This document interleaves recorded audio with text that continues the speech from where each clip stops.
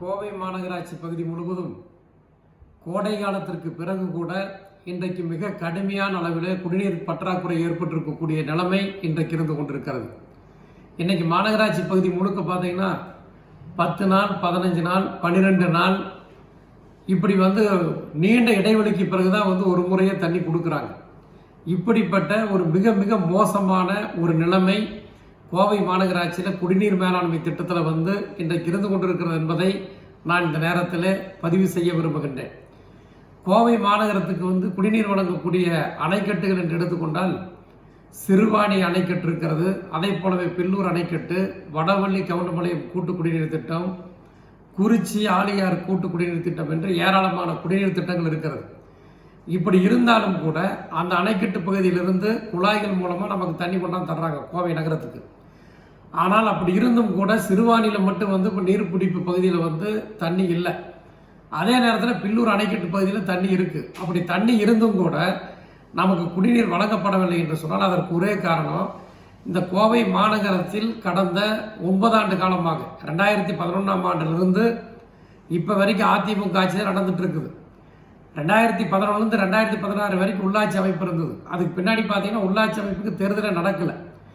இன்றைக்கு இருக்கக்கூடிய உள்ளாட்சித்துறை அமைச்சர் SP வேலுமணி அவர்கள் கோவை மாநகரத்தில் குடிநீர் வழங்கக்கூடிய அந்த திட்டங்களை ஒரு தொலைநோக்கு பார்வையோடு இங்கே இருக்கக்கூடிய பல்வேறு கட்டமைப்புகளை, குடிநீர் கட்டமைப்புகளை மேம்படுத்தி இருந்தால் இப்படிப்பட்ட ஒரு நிலைமை இன்றைக்கு ஏற்பட்டிருக்கார். வளர்ந்த, அதாவது சென்னைக்கு அடுத்தபடியாக இருக்கக்கூடிய ஒரு பெருநகரத்தில் மிக முக்கியமான நகரமாக இந்த மாநகரம் திகழ்ந்து கொண்டிருக்கிறது.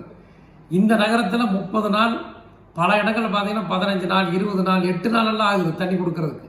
இப்படிப்பட்ட அவல நிலை ஏன் ஏற்பட்டிருக்கிறது என்று சொன்னால், ஏற்கனவே திமுக ஆட்சியில் 29க்கும் மேற்பட்ட மேல்நிலை தொட்டிகள் கட்ட வேண்டும் என்று சொல்லி மன்றத்தில் தீர்மானம் நிறைவேற்றப்பட்டு அரசுக்கு அனுப்பப்பட்ட அந்த பணியை பார்த்தீங்கன்னா இன்னும் பண்ணல.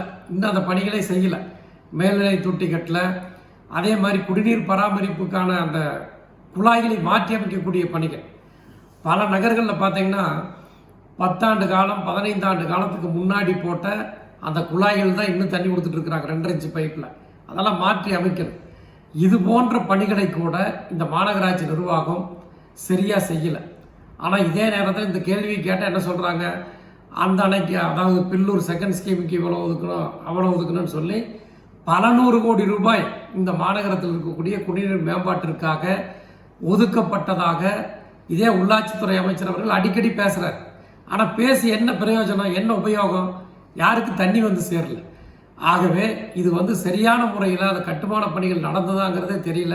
அது மட்டுமல்ல, என்னை பொறுத்த மட்டில் திட்டவட்டமாக தெரிவித்துக் கொள்கின்றேன், இந்த 9 ஆண்டு காலமாக இந்த அதிமுக ஆட்சியில் இந்த உள்ளாட்சித்துறை அமைச்சராக இருக்கக்கூடிய SP வேலுமணி அவர்கள் எந்த விதமான குடிநீர் மேம்பாட்டு பணிகளையும் சரியாக செய்யாத காரணத்தினால் இன்றைக்கு இப்படிப்பட்ட அவல நிலை ஏற்பட்டிருக்கிறது. இதுவரைக்கும் மாநகரத்தில் இவ்வளவு நீண்ட இடைவெளி, அதாவது பல இடங்களில் 30 நாளுக்கு ஒரு முறை கூட தண்ணி தர்றாங்கன்னா அந்த அளவுக்கு மிக மிக மோசமான ஒரு குடிநீர் மேலாண்மை திட்டத்தை இந்த மாநகராட்சி நிர்வாகம் இன்றைக்கு செயல்படுத்தி கொண்டிருக்கிறது. இது வன்மையாக கண்டிக்கத்தக்கது. உடனடியாக மாநகராட்சி நிர்வாகம் மக்களுக்கு குறைந்தபட்சம் 4 தினங்களுக்கு ஒரு முறை குடிநீர் வழங்கக்கூடிய அந்த பணிகளை துரிதப்படுத்த வேண்டும். மக்களிடத்தில் ஏற்பட்டிருக்கக்கூடிய அந்த குடிநீர் பற்றாக்குறையை போக்குவதற்கு இந்த மாநகராட்சி நிர்வாகம் உரிய நடவடிக்கை எடுக்க வேண்டும் என்று கேட்டுக்கொள்கின்றேன்.